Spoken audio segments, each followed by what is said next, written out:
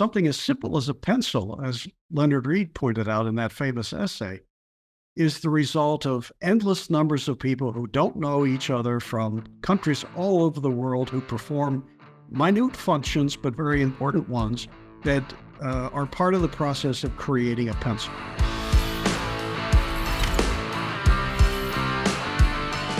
My guest today is Lawrence Reed. He became the president of the Foundation for Economic Education, FEE, in 2008. He served as president of FEE for almost 11 years when he retired to the role of president emeritus in 2019. He has taught economics full-time from 1997 to 1984 at Northwood University in Michigan and chaired the Department of Economics in 1982 to 1984. His interests in political and economic affairs have taken him as a freelance journalist to 92 countries. That's crazy, 92 countries on 6 continents. He is an advisor to numerous organizations around the world, and he's authored nearly 2,000 columns and articles in newspapers, magazines, and journals all over the United States and abroad. His writings have appeared in the Wall Street Journal, the Washington Examiner, Christian Science Monitor, the Intellectual Takeout, USA Today, the American Spectator, the Epoch Times, the Detroit Free Press, and so on. He has authored or co-authored 8 books, and in 2022, something special happened. He was named by the president of Poland as the recipient of the highest honor that Poland bestows upon a foreigner, the Grand Cross of the Order of Merit of the Republic of Poland. Absolutely incredible. I'm so excited to have Mr. Larry Reed with us today. Larry, welcome to the program. Thank you very much, Richard. It's a pleasure to be with you. Larry, I had the pleasure to first be introduced to you. You did a speaking engagement at an organization I'm a member of, the Nelson Nash Institute. You were asked to participate by my mentor, the late R. Nelson Nash. And I thoroughly enjoyed the presentation that you gave. And you were the guest speaker for our evening dinner. And you really spoke about the power of character and the need of people of tremendous character in the world, and how the world to some degree is really shaped around those that step forward and demonstrate impeccable character. And you've spoken on that topic numerous times. We may delve into little bits of that as we go through today. What really connected with me is that was one of my early exposures to FEE as an organization. That's fee.org, the Foundation for Economic Education. And Nelson Nash, my mentor, he was an advocate, a supporter of that organization since the mid 50s, as I recall. And I started to really understand that there was this machine in the background promoting the ideas of free enterprise and liberty and personal autonomy and maybe minimizing a little bit of government overreach and regulation so that the economic machine can move and churn. Now, something was happening around 2008 when you were asked to become the president of that organization. The organization, I think, was somewhat, for lack of a better term, maybe it was dwindling to some degree, and it wasn't reaching a level of prominence as it's known today. What transpired? What were some of the challenges that you needed to take on when you stepped into the role of president? Well, great question. Thank you, Richard. 2008 was a very eventful year, not only for FEE, but for much of the world, because as people will remember, that was the year that the bottom fell out of the various markets, stock market, commodity markets, and what have you, and the economy plunged into a very deep recession. That started right at the time I took over as president of FEE in September of 2008. FEE had already faced some challenging issues. Frequently organizations that have been around a long time, and at that point, FEE had been around since 1946, and their founder has since passed away. Frequently, organizations undergo a period of drift or uncertainty, or a need for a rethinking of their strategic plan. And we certainly were in need of that in 2008. FEE had a rough patch. And there were those who thought, wow, for this guy Reed to come in and take FEE over at the start of this massive economic uncertainty is going to be a real challenge. And it was, but I never thought that we were going to fail, because I think success depends upon choosing the right team, finding the right people, empowering them, not second guessing them, and forging ahead with a coherent, well thought out strategic plan. So one of the very first things we had to do at FEE in 2008 was to shore up our existing support base. So I had to get to know the donors to FEE that I didn't already know and find some new ones. As a private charitable nonprofit, we depend entirely upon contributions. So I had to rustle the bushes at the start of a Great Recession to encourage existing donors to stay with us and find some new ones. And also internally, I had to make some very tough decisions regarding spending reductions. We were looking at a deficit of more than $1 million. Fortunately, we had some reserves we could draw upon. But before that first 6 months of my tenure was out, we reduced the deficit to about 900,000. The following year, I cut it further to about 300,000. And then the next year, we were in the black and have been ever since. And so rebuilding an organization with new blood, new staff, a well thought out strategic plan, giving people the confidence they needed to support us. Those were the challenges that I had to deal with, and we dealt with them successfully. So, but I don't want to take full credit because we had a great board of trustees and increasingly a phenomenal staff. And I worked with a lot of good people to turn FEE around and put it on a path of success. Well, no one wins the game alone. We all operate on some kind of team to some degree, and assembling a good team, I think, is a key component of that. So I'm glad you identified that. What I think is interesting when you talk about stepping into a role, and I surmise you probably had some understanding walking into the situation that there was a deficit situation, deficit scenario, Yes. and for many people, they might look at that and say, "Wow, I'm stepping into a situation that's somewhat maybe, doomed to fail. I'm volunteering and choosing to go down maybe with the ship as the moment I get in there." And yet knowing that in advance, there's people who walk into that scenario and don't know, and they're faced with the challenge that they have to overcome.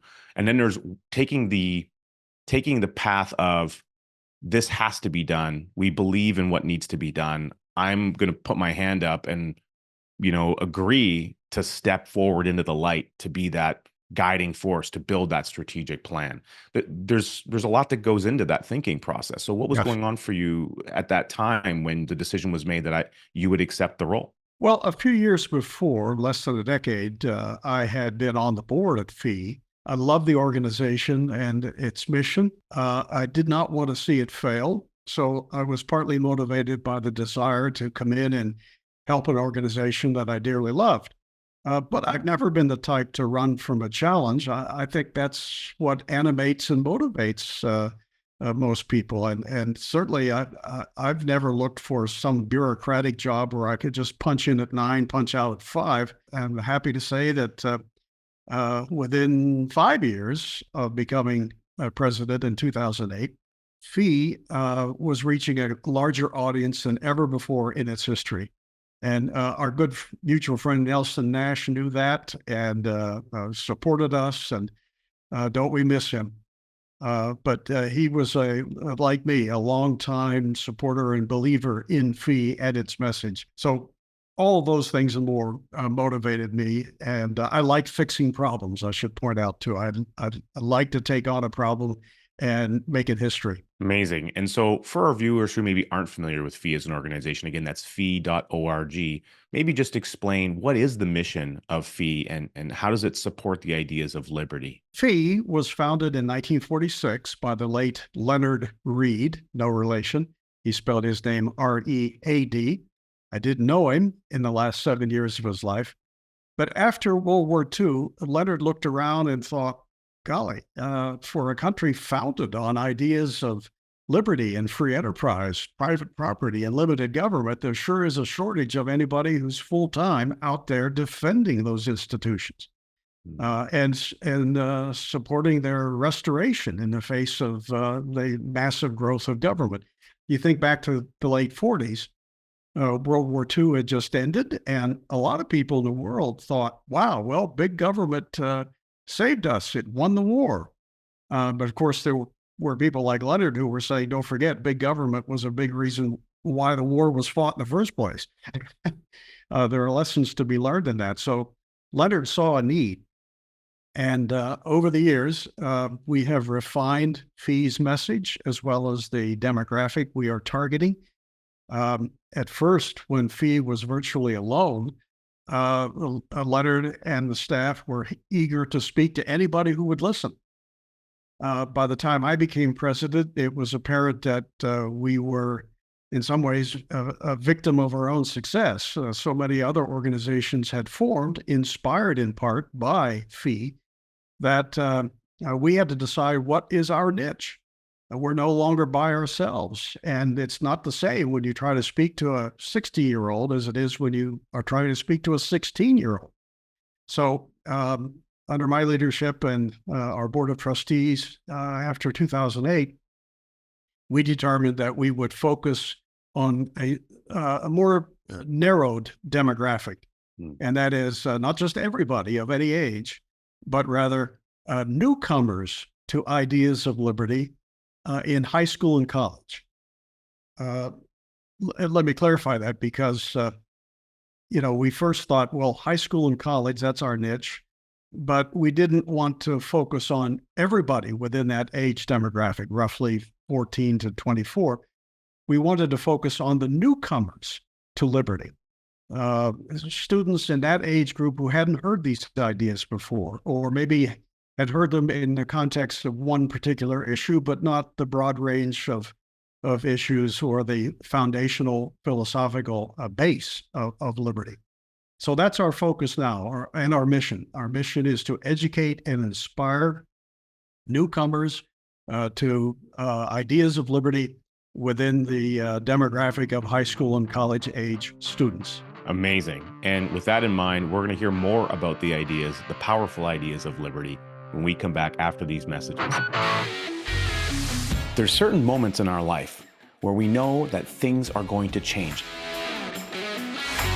That happened to me in August of 2009. My life completely and totally changed forever, for the better. I learned about this incredible concept called the infinite banking concept. Becoming your own banker. It was created by R. Nelson Nash. Nelson became my friend and my mentor. I loved him dearly. I now have the blessed life of being able to teach his incredible message, his incredible concept to the people I love to serve. You can learn all about it by registering for a free webinar at learnibc.com. Go ahead, take the initiative, start your learning journey now. We are back here with Larry Reed. Of course, we've talked a little bit about the mission of the Foundation for Economic Education, imparting these incredible ideas of liberty onto the youth of today and tomorrow. And what is fascinating is I think back to this period in 2008, and I have my own recollection of what was happening in my life at that point in time. I owned some real estate, and of course, I saw the challenges that were created by that environment in Canada. The impact for us was a little bit different than watching the news happen in real time as we're getting it from our American counterparts. But at the time that you stepped in as president, you were right at the cusp of the news changing and the news around economic collapse, global calamity taking place around the financial system. And I'm curious, obviously you needed to go and seek donors, you needed to go and communicate with past donors to try to raise capital in a difficult time when people are fumbling around to figure out where the money is. What was that experience like now stepping into the role of president and trying to think through what is this economic challenge that the world is facing present for us at this organization? We didn't know, of course, how deep or long-lasting the correction would be, but it was obvious for some time that the economy was being artificially stimulated by a long stretch of artificially depressed interest rates, money creation, that the Congress had exacerbated the situation by various measures that funneled a lot of this new money into subprime mortgages. So we knew a correction was coming. And, I gave some thought to that when the offer came to take over Fee at what looked like an unstable moment in the economy. But I thought, whatever the immediate future may hold, the need to make the case for liberty in free markets is only going to grow. That's not going to recede by economic developments. And in fact, maybe a sour economy would give us opportunities to do that that we wouldn't have had otherwise. And sure enough, and I remember in the first couple of years after I took over Fee in 2008, that was the most popular request. I mean, I was doing a talk on explaining the Great Depression of the 1920s and 30s. I was doing that somewhere, it seemed, every 3 or 4 weeks because people were concerned about the environment and were we going to see a repeat of that and that sort of thing? What caused it and what are the similarities with the current situation? So, yeah, the situation was dire, but it also gave us opportunities. And to talk about the Great Depression means you get a chance to explain to people where booms and busts come from, that they don't come from the free marketplace, they come from government intervention. It gives you opportunities to talk about inflation and mismanagement of the money supply. All these are critically important topics within the broader liberty framework. And so I welcomed the opportunities that the bad times gave us to drive home some of the points we make all the time at Fee. And you mentioned the boom bust cycle, referred to as the business cycle. It's something that is quite core to the Austrian mindset around their take on what facilitates this rapid rise of price inflation and so forth, and then the precipitous decline that usually happens much faster than the rise. And so maybe just for our viewers who maybe aren't familiar, just extend on that a little bit from your perspective from the Austrian school. Why is it important for our listeners to understand why the boom bust cycle happens and how these interventions that take place facilitate the transaction? It's so important for people to understand what brings these boom bust cycles into being because an awful lot of public policy is made based on these experiences, a lot of bad policy. Uh, Whenever we fall into tough economic times, that's when people kind of set aside some principles they thought they always believed. They are more eager to accept government intervention because the politicians say, we will save you, and so forth. And so, good policy is rarely made in uh, moments of frantic excess, that instead you need sober minds and good ideas and probably more stable conditions to really expect good policy to flow. So people should understand that booms and busts are not natural to a free economy. They don't have their origin in people buying and selling and making investments and so forth. I mean, even in the healthiest of free economies, you're going to have some failures. But that's in the natural order of things because some people don't capitalize their enterprises sufficiently, and they misjudge the consumer, or any number of reasons why some people make mistakes, and they pay a price for it. But when you have a great number of industries and businesses across the board falling apart, seemingly out of nowhere, that requires an explanation. That's some sort of failure of the entrepreneurial function that cries out for explanation. And the Austrian school economists, I think, have done more good work in this area than any other. They have pointed out since the days of Ludwig von Mises, beginning in the 1920s, that a boom begins when government and its monetary authorities, for any number of reasons, stimulate the economy with easy money. They drive interest rates down by flooding the economy with easy money and credit. And at first, it feels good. It's like the guy who goes to a party and drinks like a fish. He feels pretty good for a while. But the next day, he's got to pay the price for that.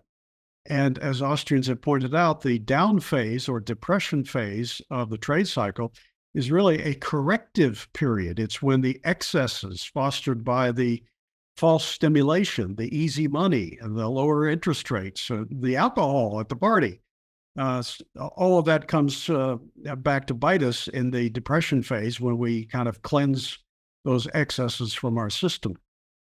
Facing a depression, You have to eject the poison somehow. yeah, exactly. facing a depression, I suppose there are two broad courses that the government could take. One would be for it to fess up and say, sorry, we did that to you. We caused the boom, and we therefore laid the foundation for the inevitable correction, the bust. We won't do that again. Of course, as an Austrian, that's the course I prefer. But the other course that government usually takes is it says, oh my gosh, don't blame us. It was everybody else who caused this, and we will be the saviors. We'll come in and save you. Here's another bottle. Have another drink. Let's reinflate, drive interest rates down again, and set us off to another boom. That's why we never get off this boom bust cycle, because government never really does the first option. It hasn't since the early 1920s. Instead, it just does more of what caused the problem in the first place. So people need to know that, so they don't say government is the solution to our problem. If they understand that it was the cause of the problem, they will look elsewhere, I think, for the right solution. And I'm glad that you mentioned it that way, because elsewhere, well, one of those elsewheres is the Foundation for Economic Education, and it goes back to that mission. Of course, your zone and your target is for the youth of tomorrow, people in that age group you identified. But I really want to make sure people understand that it's certainly not limited to that. And there's so many incredible, free, amazing resources. I mean, you could basically get the equivalent of an economics degree just by reading the articles that are free on the website. I mean, it's really profound. And one of the things that I love that has happened, is that there's a lot of the original works of Leonard Read, who is one of the founders, available there. I believe all of his essays are available there for a free download there. All of his books too, 27 books. 27 books. I believe that, the entire PDF is 1,200 pages or something. I mean, it's a lot of content, fantabulous material, even though it may have been written long ago. The problems that we're facing today, the ones that you've just identified, are still happening. There's still problems, and there's still problems that we're going to be dealing with tomorrow. In fact, we're in a current economic climate where massive, fundamentally printing of the money supply, increase to the monetary supply, certainly in the United States as well as in Canada and many other westernized nations, we're potentially going to see another problem. And I think we're seeing components of it now. I know we had an inverted yield curve scenario recently, so I would imagine you're watching those kind of things. And before we jump to our next break, I'm curious, what advice would you give someone who's watching this now, where they could really begin to understand to some depth what's happening at the government level and how they might play a better role at the personal level on moving forward, so we can try to transition away from this boom bust system? Well, because that's the central question that we deal with at FEE every day. We have created an awful lot of resources intended to provide the answers. So it may sound self-promotional, but I have to say the best answer to your question, Richard, is for people to frequently visit the FEE website. There's usually something new added to it every day. And if you explore the website, you'll find that there are not only 70 years of archived content, much of which is as relevant today as ever, but you also have courses that are offered. So if you're a teacher or a homeschool parent, you'll find incredibly valuable resources in that regard.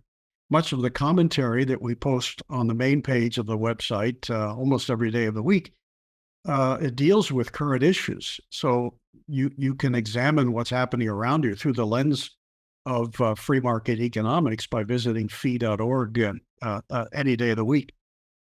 And also we have FEE speakers appearing at events all over the country. And I'm happy to say that since COVID has receded, our in-person events for students are just going through the roof all over the world, not just in the United States. And our webinars continue to set records as well. So we're back in a growth phase under a new president, a man named Diogo Costa, who I think was a magnificent pick. He's from Brazil, and he's doing a wonderful job since he became president this past March. Amazing. Fantastic. Well, with that in mind, we're going to talk a little bit more about fee and how we can increase the ideas of liberty and the power of innovation that liberty provides when we come back after these messages.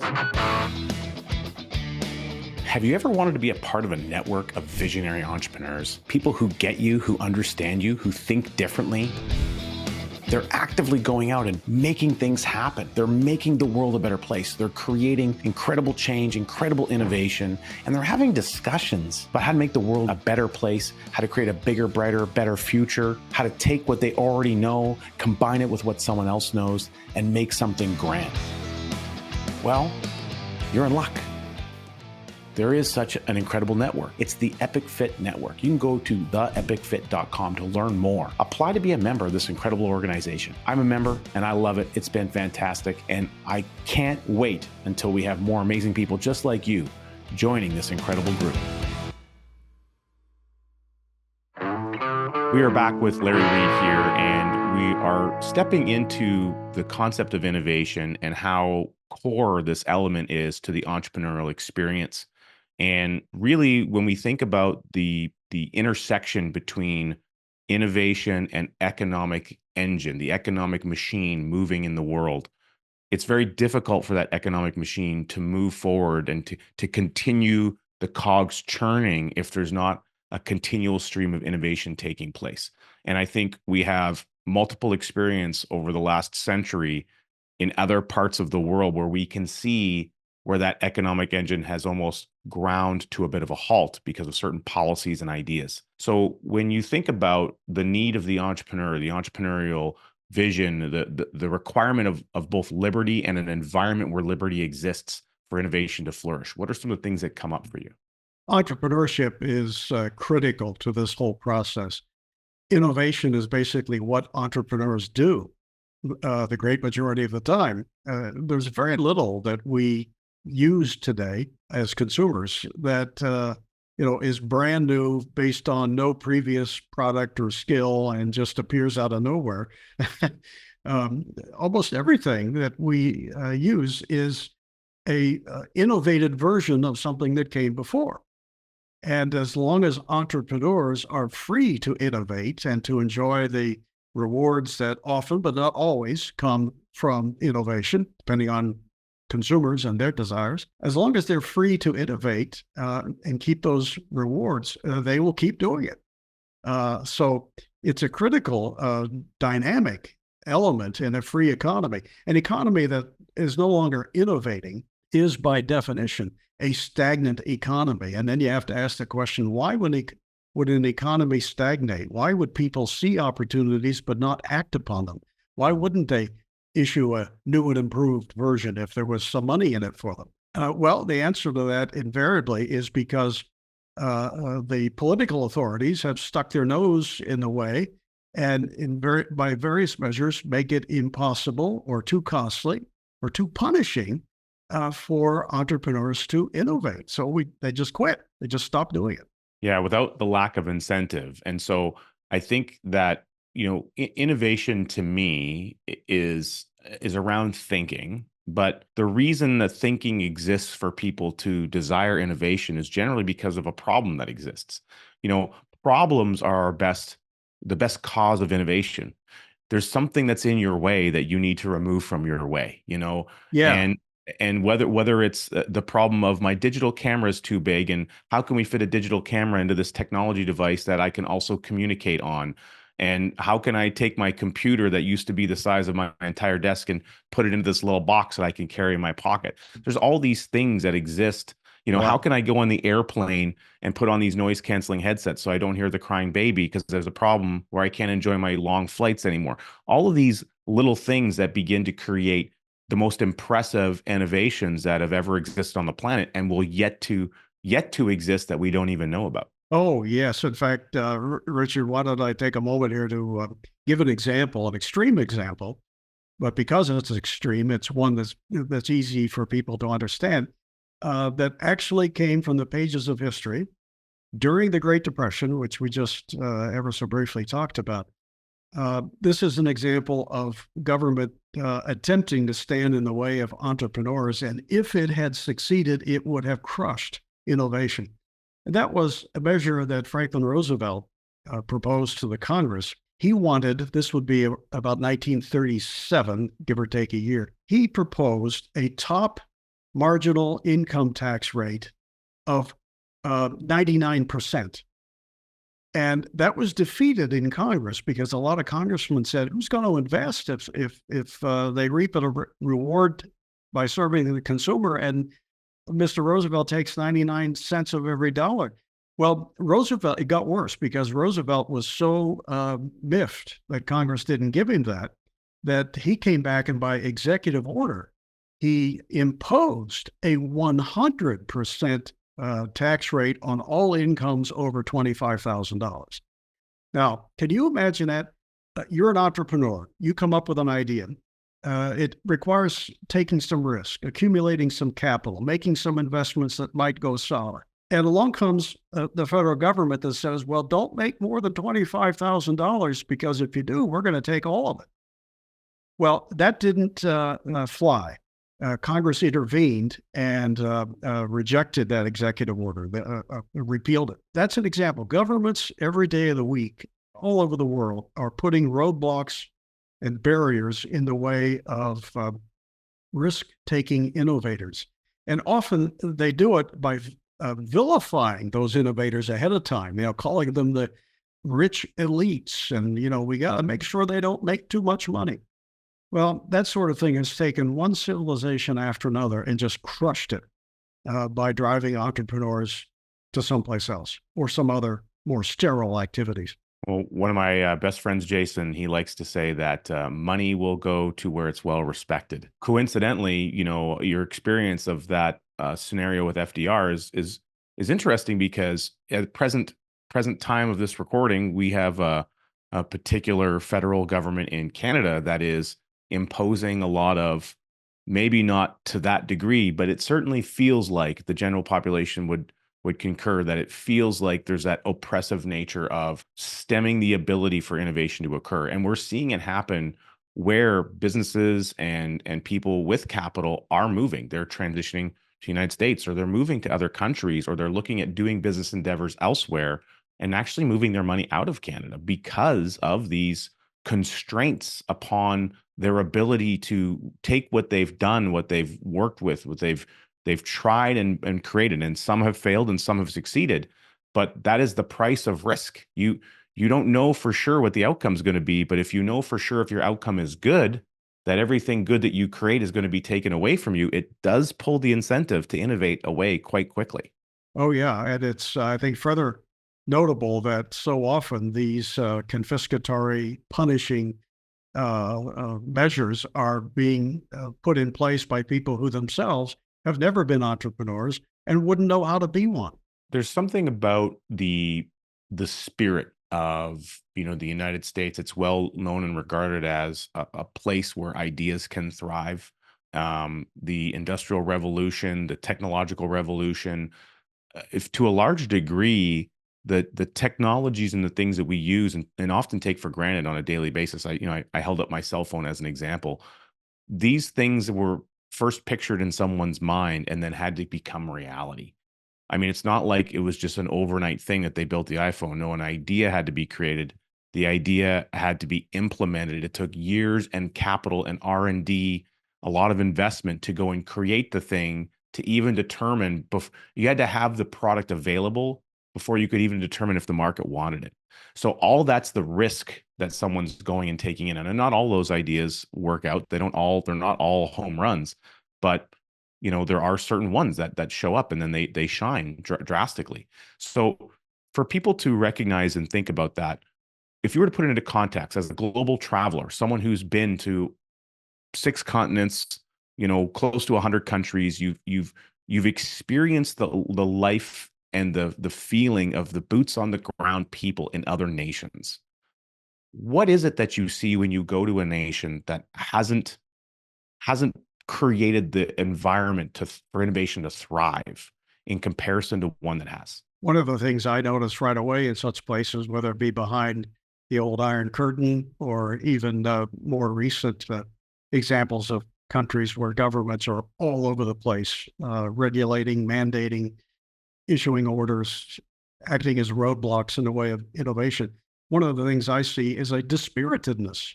I see, so many people who are just sort of down about life, because they have no hope, because they haven't seen any change or much of it in their lifetimes. They don't see the opportunity to make change without taking too great a risk and not being able to enjoy the rewards if they succeed. So they just kind of give up. Where you see an entrepreneurial, which is another way of saying a free economy, those two things go together. You see life, you see color, you see activity, you see hope, you see people who are coming up with ideas all the time, and that's what makes the dynamic free economy so attractive to people, because it gives them reason for hope, gives them opportunities that they don't have where the government controls things. I look back at early American history, really for much of our history. Even today, we still have plenty of examples. Some of the fantastic people who came out of nowhere and became very highly successful entrepreneurs, often with having failed several times at it first. Have you ever heard of the guy named the Ice King? His real name was Frederick Tudor. His father offered Frederick Tudor a free Harvard education. And Frederick turned it down because he came up with this idea. This is like 1810. He came up with this idea that people in the Caribbean have never experienced ice. And so he thought, I can cut blocks of ice out of ponds in Western Massachusetts and put them on boats and take them down to Cuba and other Caribbean countries and sell it and become very rich at giving people ice in hot places. Well, he tried that. He failed miserably, went bankrupt, but he never gave up. And before long, by the 1820s, he had become an ice millionaire. He figured out how to take, like 180 tons of ice on a ship carved out of ponds in Western Massachusetts and ship them 16,000 miles away to Calcutta, India, and still have enough of it left when it arrived that it could be sold at a profit. And this is the guy who in their right mind would have said, I'd like to invest in that. Well, Frederick Tudor figured it out. And only in America at that time could you really make a fortune by failing a few times, but having a dream and sticking to it. And American history is full of that. That's what free societies are all about. With that in mind, we're going to get back to the message of hope in the future of innovation when we come back after these messages. Are you looking for a great book to read?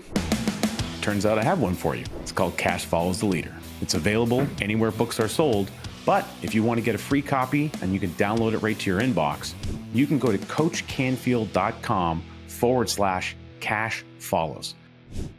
We are back to talk about hope in the future of innovation. And where do we see this hope come from in a free world and a free society? Well, interestingly enough, I was able to learn about this incredible award that you had created.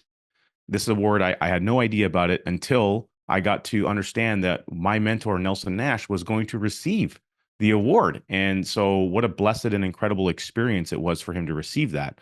And what we're talking about is the Blinking Lights Award. Now, this is something I really want you to explain to our audience, how this is a representation of hope and liberty in the world, and what the meaning behind this award is, and why people should understand that things like this exist in the world because of past experiences and the drive of people to overcome major challenges. You mentioned the Iron Curtain before in our previous segment. Talk to us a little bit about what the Blinking Lights are and why is there an award created for it? Back in the 1980s and early 1990s, I did work as a freelance journalist in Iron Curtain countries like Poland and Mozambique and other places. And it was in Poland in 1986, when it was still run by the communists, that I ran into a couple, Zbigniew and Sofia Romaszewski. The people who were active in the Polish underground, the anti-communist resistance, connected me with them. And it turned out they had run an underground radio, very illegal, spreading the message of liberty against the communist regime throughout the 1980s. And at one point in my discussion with them, I asked, well, when you were broadcasting, how did you know if people were listening? Think about it. This is an illegal radio station. You can't broadcast for very long before you have to tear it down, take it someplace else, so you're not detected by the government and arrested, which they ultimately were, by the way. In any event, Sophia answered that question, how did you know if people were listening, with the following line. She said, well, we wondered that too. We could only broadcast 8 or 10 minutes at a time before having to tear it down, go someplace else and set it up again.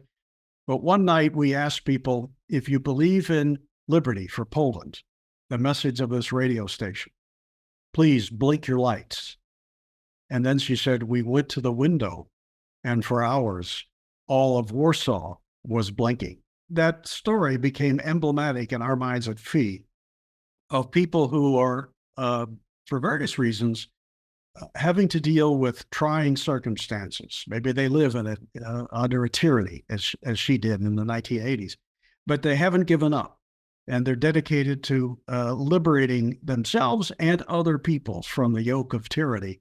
And in one way or the other, they're involved in spreading the good message of liberty. And so we gave that award over the years to a number of people. Nelson Nash was one. You might say, well, Nelson didn't live in a tyranny, but Nelson did take on a kind of financial establishment, you might say, to advocate for some ideas that deserved attention but weren't getting it. And then he stuck with it, created organizations and events and so forth to propagate the idea. And so we thought that he is or was, since he's passed away, but he certainly was a blinking light for liberty, and somebody who doesn't give up, who, whatever the odds are, they don't give up, they don't slink away, they don't remain quiet, they speak truth to power, and they promote their ideas as best they can. I just think that's a phenomenal quality in people. I wish more people had it. It's so inspiring to know that there's people who are willing to take that stand. And I certainly felt that Nelson was one of those individuals, and he was fighting economic tyranny Yes. to a degree. And we talked earlier about the boom bust cycle, government manipulation of markets and interest rates and so on. And really, that was his calling, to take the knowledge that he had of Austrian economics, connect it with his knowledge of the insurance industry, and say, how can we have personal liberty and personal autonomy of your financial life, of your financial household? Do it in such a way where he promoted secession, to secede from a world that didn't support you financially by doing the things that you could control at your level. And his concept of becoming your own banker, the infinite bank concept, is really the epitome of that. And it has been described by a number of people, and I'm not sure how you feel about that, but it has been described as really Austrian economics in action at the individual level.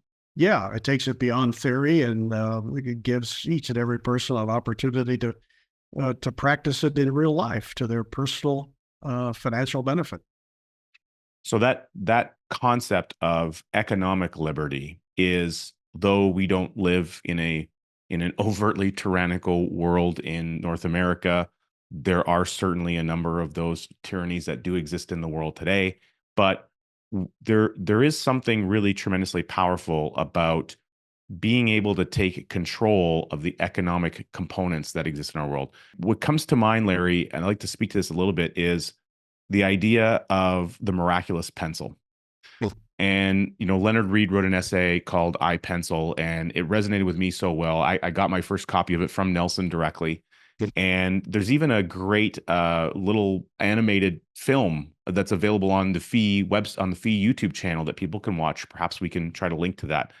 That explains how the creation of a single pencil cannot happen without a global impact of people all around the world working in some form of concert for the creation of a single pencil. And without all those actors happening about the stage of this business activity, we can't even have a simple pencil that we can use in a school system.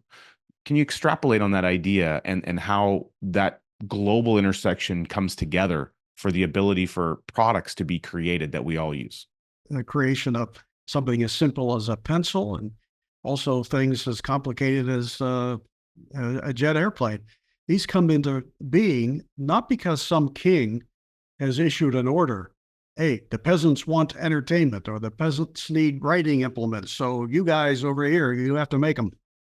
No, these things happen because free or relatively free people decide, hey, here's an opportunity. Here's an entrepreneurial opportunity for me to make a few bucks. They bring together the factors of production. They hire the people they need to create the product. And those people may be from all over the world.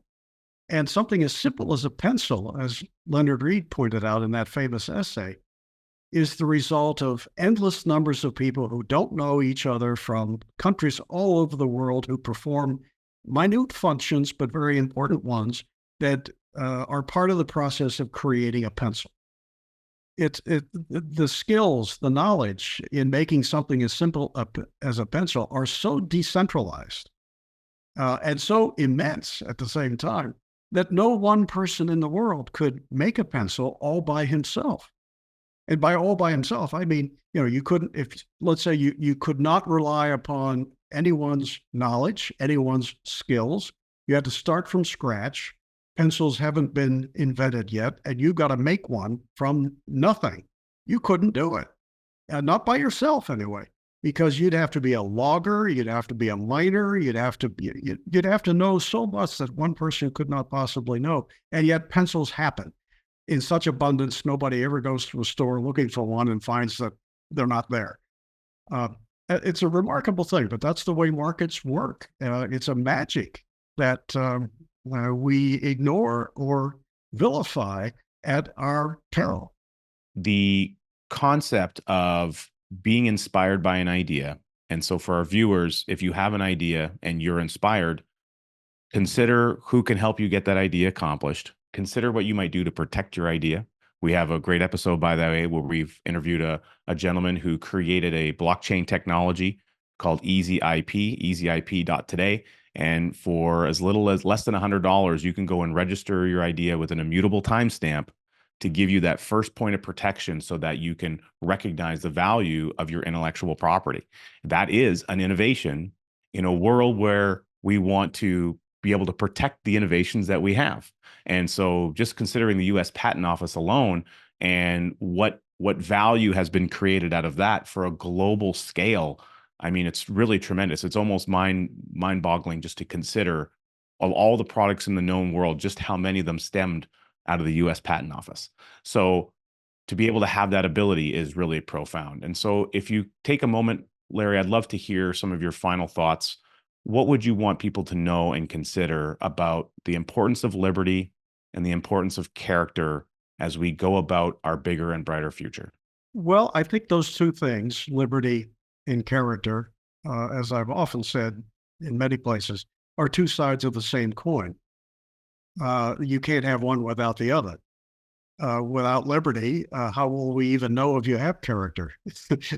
We have to give you significant liberty and see what your choices are before we find out what your character is all about.